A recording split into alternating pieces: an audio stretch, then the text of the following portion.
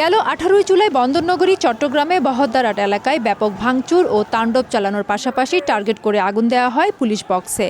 আগুন দেওয়ার এই চিত্র ধারণ করে আব্দুল আলী রাব্বি নামে একজন, সে নগর বিএনপির রাজনীতির সঙ্গে যুক্ত। এই রাব্বি আবার পরের দিন 19 জুলাই নগরের এনায়েত বাজার এলাকায় অগ্নিসংযোগের সঙ্গে যুক্ত ছিল। একই দিন কাজীর দেউরি ও নিউ মার্কেট পুলিশ বক্সে ভাঙচুর হামলার সঙ্গে যুক্ত ছিল সে।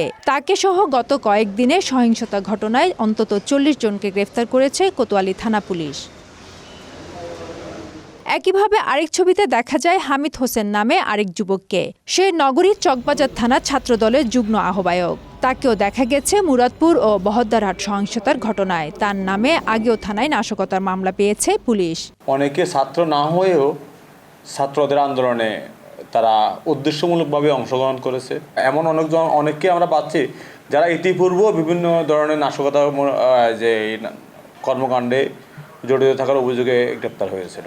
নগদের কাছে সব গ্রাহকই প্রিয়, তাই তো সারা দেশে ক্যাশ আউট চার্জ সবচেয়ে কম।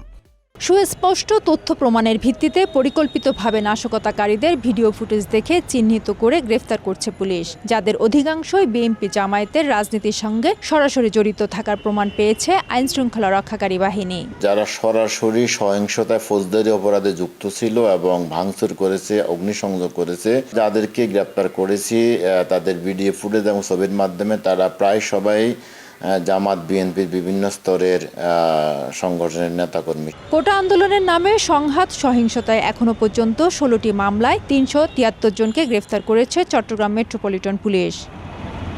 ফেরদৌস লিপি, সময় সংবাদ, চট্টগ্রাম।